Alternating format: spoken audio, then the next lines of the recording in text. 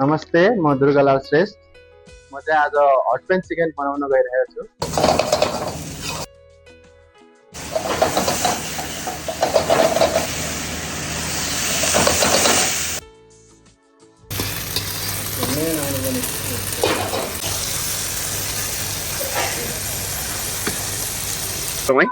Check गर्नु, test गर्नु, feedback दिनु।